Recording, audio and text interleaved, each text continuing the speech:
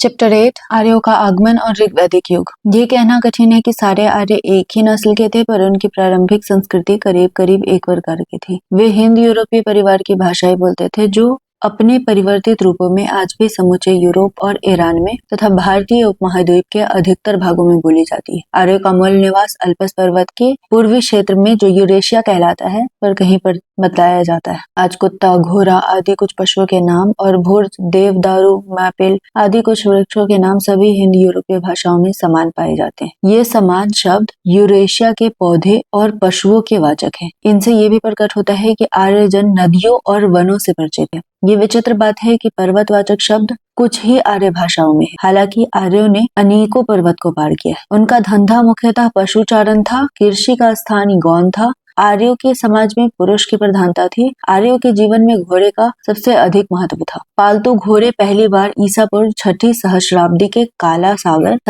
में काला सागर और यूराल पर्वत के क्षेत्र में इस्तेमाल किए गए। 3000 ईस्वी पूर्व में यूराल क्षेत्र में घोड़े की लगभग 60,000 हड्डियां मिली है। घोड़े की तेज रफ्तार के कारण आर्य और उनके सहयोगी जनों को लगभग 2000 ईस्वी पूर्व के बाद पश्चिमी एशिया में चढ़ाई करने में सफलता मिली। भारत आगमन के क्रम में आर्य मध्य एशिया और ईरान पहुंचे। भारत में आर्यों की जानकारी ऋग्वेद से मिलती है, जो हिंद यूरोपीय भाषाओं का सबसे पुराना ग्रंथ है। इस वेद में आर्य शब्द का उल्लेख 36 बार है, पर सामान्यतः इससे सांस्कृतिक समुदाय का बोध होता है। ऋग्वेद में अग्नि, इंद्र, मित्र, वरुण आदि देवताओं की स्तुतियां संग्रहित है, जिसकी रचना विभिन्न गोत्रों के ऋषियों और मंत्र शास्त्राओं ने की है। इसमें 10 मंडलीय भाग है, जिसमें मंडल 2 से 7 तक प्राचीनतम अंश है। मंडल प्रथम और दशम मंडल सबसे बाद में जोड़े गए मालूम होते हैं। ऋग्वेद की अनेक बातें अवेस्ता से मिलती हैं। अवेस्ता ईरानी भाषा का प्राचीनतम ग्रंथ है। दोनों ग्रंथ में बहुत से देवताओं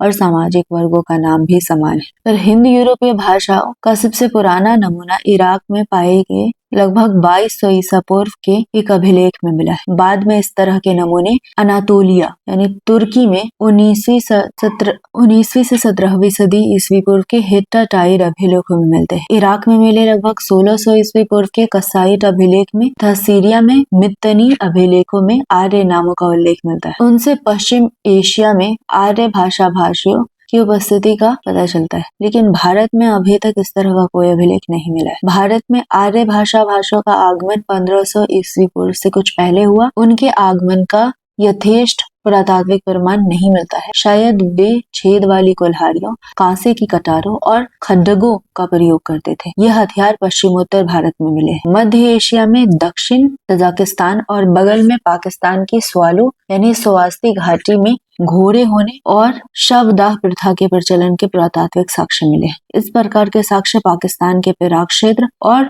गोमल यानी गोमती घाटी में भी 1500 ईस्वी पूर्व के लगभग मिलते हैं। याद रहे कि सुवास्तु और गोमती नदियों का उल्लेख ऋग्वेद में भी है। आरंभिक आर्यों का निवास पूर्वी अफगानिस्तान, पाकिस्तान और भारत के पंजाब तथा हरियाणा में था। ऋग्वेद में अफगानिस्तान की कुंभा आदि कुछ नदियों का तथा सिंधु और उसकी 5 सहायक नदियों का नाम उल्लेख है। सिंधु आर्य की सबसे प्रमुख नदी थी, जिनका उन्होंने बार बार उल्लेख किया। उनके द्वारा लिखित दूसरी नदी सरस्वती, जिनसे नदीतम अर्थात सर्वश्रेष्ठ नदी कहा गया है। इसकी पहचान हरियाणा और राजस्थान में घग्गर तथा हाकरा के सूखे स्रोतों से की जाती है। परंतु ऋग्वेद में की गई सरस्वती की चर्चा से यह लगता है कि ये अवेस्ता में उल्लेखित दक्षिण अफगानिस्तान में हरख्वाती यानी आधुनिक हेलमंद नदी है। संभवतः आर्य लोग तांबा राजस्थान के खेतरी खानों से प्राप्त करते थे। आर्य लोग जहाँ प्रथमतः बसे वो सारा प्रदेश सप्त सिंधु यानी 7 नदियों का देश नाम से प्रसिद्ध हुआ। इसमें अफगानिस्तान का भाग भी पड़ता है। भारत में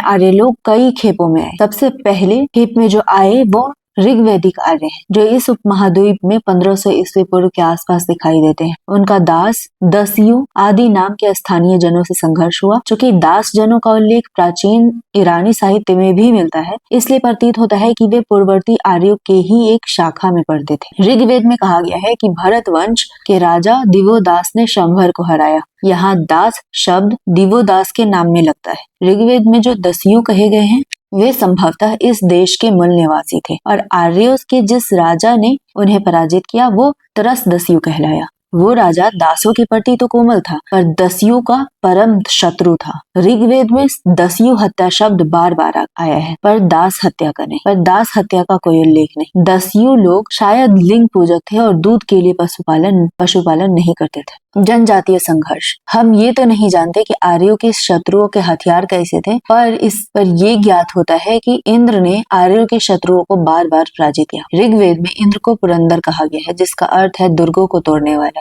लेकिन आर्य पूर्व जनों के इन दुर्गों का हमें कोई पता नहीं है। हो सकता है कि इनमें कुछ दुर्ग अफगानिस्तान में रहे हो। आर्य लोग हर जगह जीते गए क्योंकि उनके पास अश्वचलित रथ थे और उन्होंने पश्चिम एशिया और भारत में पहले इन रथों को प्रचलित किया। आर्य सैनिकों के पास शायद कवच यानी वर्मन और अन्य अच्छे अस्त्र भी थे। वैदिक आर्यों को दो तरह के संघर्षों का सामना करना पड़ा। एक ओर उनकी आर्य पूर्व जनों से लड़ाई हुई तो दूसरी ओर अपने ही लोगों के बीच आंतरिक जनजातीय संघर्ष से आर्य समुदाय दीर्घ काल तक जर्जर रहे। परंपरा अनुसार तो आर्य के 5 कबीले अर्थात जन थे जिनका समुदाय पंचजन कहलाता था, लेकिन और भी जन रहे होंगे। ये जन आपस में लड़ते थे और कभी कभी इसके लिए आर्येतर जनों का भी सहारा लेते थे। भरत और त्रिशयु आर्यों के शासक वंश थे और पुरोहित वशिष्ठ दोनों वंशों के समर्थक थे। बाद में चलकर इस देश का नाम इसी भरत कुल के आधार पर भारतवर्ष पड़ा। इस कुल या कबीले का उल्लेख सबसे पहले ऋग्वेद में मिलता है। भरत राजवंश का 10 राजाओं के साथ विरोध था। इसमें 5 आर्य जनों के प्रधान थे और शेष आर्येतर जनों के। भरत और 10 राजाओं के बीच जो लड़ाई हुई वे 10 राज युद्ध यानी 10 राजाओं के बीच लड़ाई के रूप में विदित है।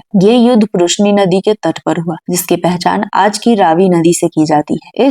इसमें सुदास की जीत हुई और इस प्रकार भरतों की प्रभुत्ता कायम हुई। पराजित जनों में पुरुजन सबसे महान थे। कालांतर में भरतों और पुरुओं के बीच मैत्री हुई और दोनों ने मिलकर नया शासक कुल बनाया जो कुरु के नाम से प्रसिद्ध हुआ। फिर कुरुजनों ने पंचाल के साथ मिलकर उच्चगंगा मैदान में अपने संयुक्त राज्य की स्थापना की। यहाँ कुरु पंचाल ने उत्तर वैदिक काल में बड़ा महत्व प्राप्त किया। भौतिक जीवन। ऋग्वैदिक आर्यों के भौतिक जीवन के बारे में कुछ आभास मिलता है। भारत में उनकी सफलता के कारण थे घोड़े, रथ और संभवतः कांसे के कुछ बेहतर हथियार भी, जिनके बारे में हमें पुरातात्विक प्रमाण नाम मात्र के मिले हैं। संभवतः उन्होंने आरा वाला पहिया भी चलाया जो सबसे पहले कॉकेसस क्षेत्र में 2300 ईस्वी पूर्व में प्रयोग में लाया गया।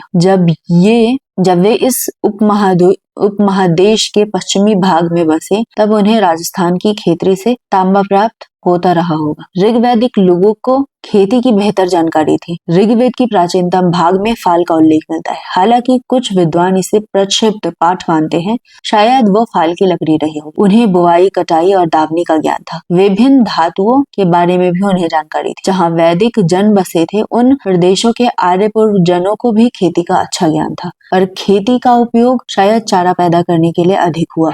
ऋग्वेद में गाय और सांड की इतनी चर्चा हुई है कि ऋग्वैदिक आर्यों को मुख्य रूप से पशु चारक कहा जा सकता है। इनकी अधिकांश लड़ाइयाँ गायों को लेकर हुई है। ऋग्वेद में युद्ध का पर्याय गविशिष्ट यानी गायों का अन्वेषण है। गाय सबसे उत्तम धन मानी जाती थी। जहाँ कहीं पुरोहितों को दी जाने वाली दक्षिणा की बात आई है, उसमें आमतौर से गायों और दासियों की दक्षिणा दी जाती थी। भूमि कभी नहीं होती थी। ऋग्वैदिक लोग गाय चराने, खेती करने और बसने के लिए जमीन पर कब्जा करते रहे होंगे, परंतु भूमि निजी संपत्ति नहीं होती थी। ऋग्वेद में बढ़ई, रथकार, बुनकर, चम्रकार, कुम्हार आदि शिल्पियों का उल्लेख भी मिलता है। इससे पता चलता है कि आर्य लोग इन सभी शिल्पों से प्रचलित थे। तांबे और कांसों के अर्थ में अयस शब्द का प्रयोग प्रकट करता है कि उन्हें धातु कर्म की भी जानकारी थी, परंतु नियमित व्यापार होने का कोई स्पष्ट प्रमाण नहीं मिलता है। आर्यजन और वैदिक जन का अधिक संबंध स्थल मार्ग से था, क्योंकि ऋग्वेद में उल्लेखित समुद्र शब्द मुख्यतः जल राशि का वाचक है। जो भी हो, आर्य लोग शहरों में नहीं रहते थे। संभवतः वह किसी न किसी तरह का गढ़ बनाकर मिट्टी के घर वाले गाँव में रहते थे और पुरातत्व वेत्ताओं को अभी तक ऐसी गढ़ वाली बस्तियों का पता नहीं लगा है। वे पहाड़ में स्थित गुफाओं से भी परिचित थे। हाल ही में हरियाणा के भगवानपुरा नामक हरियाणा में भगवानपुरा नामक स्थल की और पंजाब में 3 स्थलों की खुदाई हुई है और इन सभी जगह उत्तरकालीन हड़प्पा मृद भांडों के साथ चित्रित धूसर मृद भांड पाए गए। भगवानपुरा में प्राप्त वस्तुओं की तिथि 1600 ईस्वी पूर्व से 1000 ईस्वी पूर्व तक रखी गई है और यही मोटे तौर पर ऋग्वेद का काल भी है।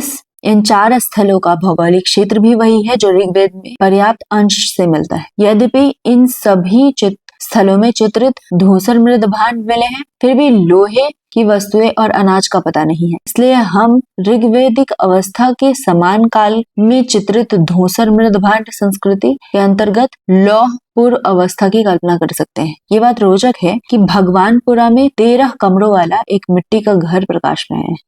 इसका काल निर्धारण पक्का नहीं है, या तो ये किसी बड़े परिवार का निवास गृह होगा या कबीला सरदार का आवास। इन सभी स्थलों पर गोरुओं की हड्डियां भारी तादाद में मिली और भगवानपुरा में घोड़ों की हड्डियां भी मिली। जनजातीय राज्य व्यवस्था। ऋग्वैदिक काल में आर्यों का प्रशासन तंत्र कबीले के प्रधान के हाथों में चलता था, क्योंकि वहां युद्ध का सफल नेतृत्व वही करता था। वो राजन अर्थात राजा कहलाता था। प्रतीत होता है कि ऋग्वैदिक काल में राजा का पद अनुवांशिक हो चुका था। राजा एक प्रकार का सरदार था। उसके हाथ में असीमित अधिकार नहीं रहता था, क्योंकि उसे कबायली संगठनों की सलाह भी लेनी पड़ती थी। इसमें हमें इस बात का भी आभास मिला है कि कबीलों की आम सभा, जो समिति कहलाती थी, अपने राजा को चुनती थी। राजा को अपने कबीले का रक्षक कहा जाता था। वो कबीलों के मवेशियों की रक्षा करता था, युद्ध लड़ता था और उसकी ओर से देवताओं की प्रार्थना करता था। ऋग्वेद में कबीलों या कुलों के आधार पर बने हुए बहुत से संगठन का उल्लेख मिलता है, जैसे सभा, समिति, वेदत,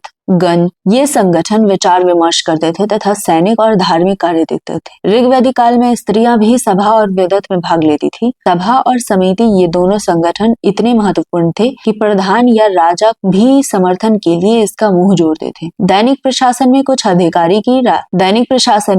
अधिकारी राजा की सहायता करते थे। सबसे महत्वपूर्ण अधिकारी पुरोहित होता था। ऋग्वेद काल में वशिष्ठ और विश्वामित्र 2 महान पुरोहित हुए। वशिष्ठ रूढ़िवादी और विश्वामित्र उदार थे। लोगों को आर्य बनाने के लिए विश्वामित्र ने गायत्री मंत्र की रचना की। पुरोहित राजा को कर्तव्य का उपदेश देते थे, उनका गुणगान करते थे और बदले में गायों और दासियों के रूप में प्रचुर दान दक्षिणा पाते थे। पुरोहित के बाद शायद सेनानी का स्थान था, जो भाला, कुठार, तलवार आदि शस्त्र चलाना जानता था। हमें ऐसे किसी अधिकारी का पता नहीं चलता जो कर वसूलता है। संभवतः प्रजा स्वयं राजा को उसका अंश स्वेच्छा से दे देती थी। इस अंश का नाम बलि या चढ़ावा था। युद्ध में प्राप्त भेंट और लूट की वस्तुएं वैदिक सभा में बांट दी जाती थी। ऋग्वेद में किसी तरह के न्यायिक अधिकारी का उल्लेख नहीं, लेकिन वो कोई आदर्श समाज नहीं था कि वहां इसकी जरूरत न रही हो। चोरी और सेंधमारी होती थी और गायों की चोरी तो विशेष रूप से होती थी। ऐसी समाज विरोधी हरकतों को रोकने के लिए गुप्तचर रखे जाते थे।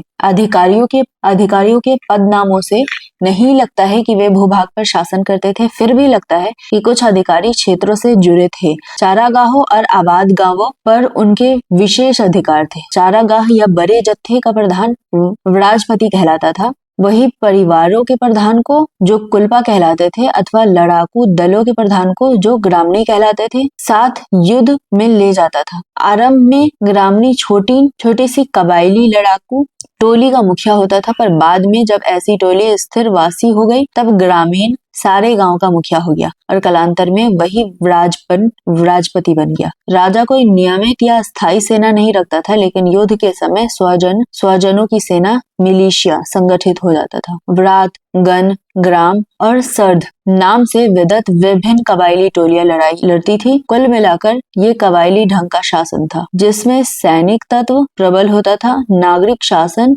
या प्रादेशिक प्रशासन जम नहीं पा रहा था, क्योंकि लोग निरंतर स्थान बदलते रहते थे और फैलते जाते थे। कबीला या परिवार। सामाजिक संगठन का आधार गोत्र या जन्म मूलक संबंध था, जैसा कि ऋग्वैदिक राजाओं के नामों से ज्ञात होता है। व्यक्ति की पहचान उसके कुल या गोत्र से होती थी। लोगों की सबसे अधिक आस्था अपने अपने कबीले के प्रति रहती थी, जिसे जन कहा जाता था। एक पुरानी ऋचा में 2 जनों की संयुक्त युद्ध क्षमता 21 बताई गई। इससे लक्षित होता है कि किसी जन में सदस्यों की संख्या कुल मिलाकर 100 से अधिक नहीं रहती होगी। ऋग्वेद में जन शब्द का उल्लेख लगभग 275 बार हुआ है, पर जनपद अर्थात राज्य क्षेत्र शब्द का प्रयोग एक बार भी नहीं है। लोग कबीलों के अंग थे, लेकिन उन दिनों राज्य क्षेत्र या राज्य स्थापित नहीं हो पाया था। ऋग्वेद में दूसरा सबसे महत्वपूर्ण शब्द था जो कबीले के अर्थ में मिलता है, वो है विश। इसका अनुवाद गोत्र या कलैन भी किया जा सकता है। ऋग्वेद में इसका उल्लेख 170 बार हुआ है। संभवतः विश को लड़ाई के उद्देश्य से ग्राम नामक टोलियों में में बांट दिया गया था। उस समय ग्राम से स्वजनों के छोटे समूह का बोध होता है। जब ये ग्राम आपस में टकरा जाते थे तो संग्राम या युद्ध हो जाता था। वैश्य नामक बहुसंख्यक वर्ण का उदय इसी वैश्य या कबायली जनसमूह से हुआ है। ऋग्वेद परिवार में वाचक कुल शब्द का प्रयोग विरल है। इसमें केवल माता पिता पुत्र दास आदि ही नहीं आते थे, बल्कि और भी लोग आते थे। प्रतीत होता है कि आरंभिक वैदिक अवस्था में परिवार के अर्थ में गृह शब्द था, जो ऋग्वेद में बार बार आया है। प्राचीनतम हिंद यूरोपीय भाषा में पोते नाती भांजी भतीजे आदि सबके लिए एक ही शब्द है। इसका अर्थ हुआ कि पृथक कुटुंबों की स्थापना की दिशा में पारिवारिक संबंधों का विभेदीकरण बहुत अधिक नहीं हुआ था और कुटुंब एक बड़ी सम्मिलित इकाई था। रोमन समाज की तरह ये पितृ सत्तात्मक परिवार था, जिसमें पिता मुखिया होता था। जान पड़ता है कि परिवार की अनेक पीढ़ियां एक घर में साथ साथ रहती थी। निरंतर युद्ध में लगे पितृ सत्तात्मक समाज में लोग हमेशा वीर पुत्रों की प्राप्ति के लिए देवता से प्रार्थना करते थे। ऋग्वेद में बेटियों के लिए कल्पना कहीं भी व्यक्त नहीं की गई है, जबकि प्रजा यानी संतान और पशु की कामना सूक्तों में बार बार आई। स्त्रियां सभा समितियों में भाग ले सकती थी, वे पतियों के साथ यज्ञों में आहुति दे सकती थी। सूक्तों की रचना करने वाली 5 महिलाएं ज्ञात है। भारत के बाद के ग्रंथों में ऐसी 20 स्त्रियों का उल्लेख मिलता है। निसंदेह सूक्तों की रचना मौखिक होती थी और उस काल का कोई लेख नहीं मिला है। विवाह संस्था कायम हो चुकी थी, यद्यपि कुछ आदिम प्रथाओं का अवशेष का भी इशारा मिलता है। जुड़वा भाई बहन यम और यमी की कहानी में हमें मालूम है यमी ने यम से विवाह का प्रस्ताव रखा, यम ने अस्वीकार कर दिया। बहुपति प्रथा के भी कुछ संकेत मिले हैं। उदाहरण के लिए मरुतों ने रोदसी को मिलकर भोगा और सूर्य की पुत्री सूर्या दोनों भाई अश्विन के साथ रहती थी। लेकिन ऐसे उदाहरण बहुत नहीं है। शायद ये मातृसत्तात्मक स्थिति के द्योतक अवशेष हैं और हम माता के नाम पर पुत्रों के नामकरण भी पाते हैं, जैसे मामते। ऋग्वेद में नियोग प्रथा और विधवा विवाह का प्रचलन का भी आभास मिलता है। बाल विवाह का कोई उदाहरण नहीं है। जान पड़ता है कि ऋग्वैदिक लोगों का विवाह 16 वर्ष की आयु में होता था। सामाजिक वर्गीकरण ऋग्वेद में हमें 1500 से 1000 ईस्वी पूर्व के आसपास के पश्चिमोत्तर भाग के लोगों के शारीरिक रूप रंग की चेतना का कुछ आभास मिलता है। वर्ण शब्द का प्रयोग रंग के अर्थ में होता था और प्रतीत होता है कि आर्य भाषा भाषी गौर वर्ण के थे और मूलवासी लोग काले रंग के। हो सकता है सामाजिक वर्ग विन्यास में रंग को परिचायक चिन्ह बनाया गया हो, लेकिन रंग भेददर्शी पश्चिम लेखों ने रंग की धारणा को बढ़ा चढ़ाकर प्रस्तुत किया है। वास्तव में समाज में वर्गों के सृजन का सबसे बड़ा कारण हुआ प्राचीन वासियों पर आर्यों का आधिपत्य। आर्य द्वारा जीते गए दास और दस्यु जनों के लोग, दास यानी गुलाम लोग शूद्र हो गए। ऋग्वेद में आर्य वर्ण और दास वर्ण का उल्लेख है। जीती गई वस्तुओं के कबीले के सरदारों और पुरोहितों को अधिक हिस्सा मिलता था और स्वभावतः वे अपनी गतियों और भाई बंधुओं को वंचित हुए अधिकाधिक संपन्न होते थे। इससे कबीलों में सामाजिक असमानता का सृजन हुआ। कबीला धीरे धीरे कबायली समाज 3 वर्गों में बट गया, योद्धा, पुरोहित और सामान्य लोग यानी प्रजा। इस तरह का विभाजन ईरान में भी हुआ। चौथा वर्ग जो शूद्र कहलाता था ऋग्वेद के काल के अंत में दिखाई पड़ता है, क्योंकि इसका सर्वप्रथम उल्लेख ऋग्वेद के 10वें मंडल में है, जो बाद में जोड़ा गया था। पुरोहित की दक्षिणा में दास दिए जाने की बात बार बार आई है। मुख्य रूप से दासियों को दी जाती थी, मुख्य रूप से दासियां दी जाती थी, जिनसे घरेलू काम कराया जाता था। ये साफ जाहिर होता है कि ऋग्वेद काल में दास प्रत्यक्षतः खेती के काम में या अन्य उत्पादजनक कार्य में नहीं लगाए जाते थे। ऋग्वेद के युग में व्यवसाय के आधार पर समाज में विभेदीकरण आरंभ हुआ, किंतु उन दिनों ये विभेदीकरण कुछ बड़ा नहीं हुआ था। ऋग्वेद में किसी प्रकार का एक सदस्य कहता है, मैं कवि हूँ, मेरे पिता वैश्य हैं, मेरी माता चक्की चलाने वाली है। भिन्न भिन्न व्यवसायों से जीविकोपार्जन करते हुए हम एक साथ रहते हैं। गाय, रथ, घोड़े, दास दासियां आदि दान में दिए जाते थे। युद्ध में हाथ लगी संपत्तियों का असमान वितरण होने के कारण समाज में असमानता आई और इससे सामान्य कबीलाई लोगों को वंचित करते हुए राजा और पुरोहितों को आगे बढ़ने में सहायता मिली। लेकिन चूंकि मुख्य आर्थिक आधार पशुचारण था, इसलिए प्रजा से नियम पूर्वक कर यानी राजस्व वसूलने की गुंजाइश बहुत कम थी। हमें दान में भूमि मिलने का कोई उल्लेख नहीं मिलता है और अन्नदान का भी विरल वर्णन ही मिलता है। हम दास दासियां पाते हैं, लेकिन मजदूर अर्थात मजदूरी पर खटने वाले श्रमिक नहीं देखते। समाज में कबायली तत्व प्रबल थे तथा कर संग्रह और भूमि संपदा के स्वामित्व पर आश्रित सामाजिक वर्गीकरण नहीं हुआ था। समाज अब भी कबायली और बहुत कुछ समतानिष्ठ था। हर समुदाय को अपना धर्म का आलांक अपने ही परिवेश में मिलता है। वर्षा का होना, सूर्य और चंद्र का उदय, नदी पर्वत आदि का अस्तित्व, ये सब बातें वैदिक लोगों के लिए पहेली जैसी थी। अतः उन लोगों ने इन प्राकृतिक शक्तियों को अपने मन में दैहिक रूप देकर इन्हें प्राणियों के रूप में देखा और इनमें मानव और पशुओं के गुण भी आरोपित किए। ऐसे बहुत से देवताओं के दर्शन हमें ऋग्वेद में मिलते हैं, जिनमें इन देवताओं की स्तुति में विभिन्न ऋषियों के रचे हुए सूक्त भरे पड़े हैं। ऋग्वेद में सबसे अधिक प्रतापी देवता इंद्र है, जिसे पुरंदर अर्थात किले तोड़ने वाला कहा गया है। इंद्र आर्यों के युद्ध नेता के रूप में चित्रित है, जिसने असुरों से लड़ने में आर्य सैनिकों का नेतृत्व किया और उन्हें विजय दिलाई। इंद्र पर 250 सूक्त हैं। वे बादल का देवता माना गया है, जो वर्षा देता है। अग्नि का दूसरा स्थान है, उस पर 200 सूक्त हैं। आदिम अवस्था के लोगों में अग्नि की भूमिका सबसे महत्व की रही, क्योंकि इससे वे जंगल को जलाना, खाना पकाना आदि काम लेते थे।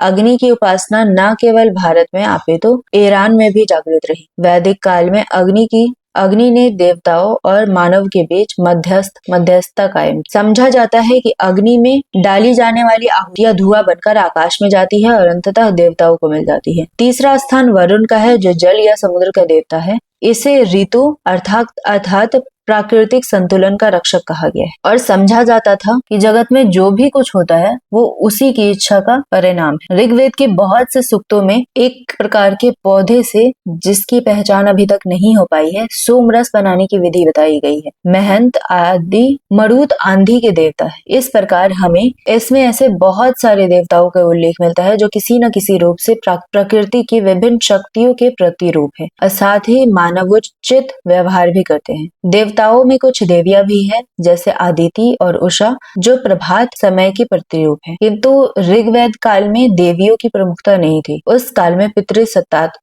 काल के पितृसत्तात्मक समाज में देवों का बोलबाला देवियों का नहीं, देवियों से कहीं अधिक था। देवताओं की उपासना करने की मुख्य रीति थी स्तुति पाठ करना और यज्ञ बलि यानी चढ़ावा अर्पित करना। ऋग्वैदिक काल में स्तुति पाठ पर अधिक जोर दिया गया। स्तुति पाठ सामूहिक भी होता था और अलग अलग भी। सामान्यतः हर कबीले या गोत्र का अपना स्तुति पाठ अलग होता था, अलग देवता होता था। लगता है कि स्तुति पाठ कबीले या गोत्र भर के समेत स्वर में करते थे। यज्ञाहुतियों में भी यहाँ बात होती थी। इंद्र और अग्नि समस्त जन द्वारा दी जाने वाली बलि ग्रहण करने के लिए आहूत होते थे। बलि या यज्ञाहुत में शक, जौ आदि वस्तुएं दी जाती थी। शाक, जौ आदि वस्तुएं दी जाती थी, परंतु ऋग्वैदिक काल में ये वस्तुएं चढ़ाते समय कोई अनुष्ठानिक या यागिक मंत्र नहीं पढ़े जाते थे। उन दिनों शब्द में किसी जादुई असर का होना उतना अधिक नहीं माना जाता था जितना उत्तर वैदिक काल में माना जाने लगा। ऋग्वैदिक काल के लोग देव आराधना क्यों करते थे? वे लोग आध्यात्मिक उत्थान या जन्म मृत्यु के कष्टों से मुक्ति के लिए ऐसा नहीं करते थे। वे अपने देवताओं से संतति, पशु, अन्न, धान्य, आरोग्य आदि पाने की कामना से उनकी उपासना करते थे। अभ्यास प्रश्न है, निम्नलिखित पदों पर धारणाओं का आशय स्पष्ट करे। मंडल, दास, दस्यु, पज्ञच जन, गविशिष्ट, राजस, राजन, सभा, समिति, ग्रामणी, विश, पितृसत्तात्मक।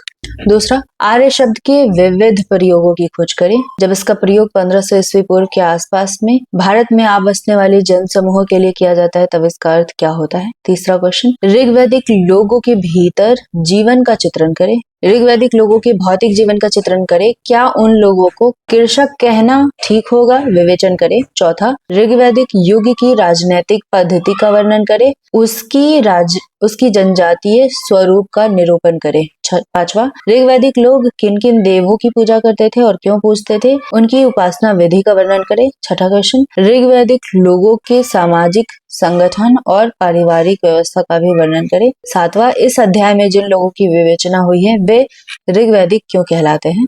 चैप्टर 9 है उत्तर वैदिक अवस्था, राज्य और वर्ण व्यवस्था की ओर।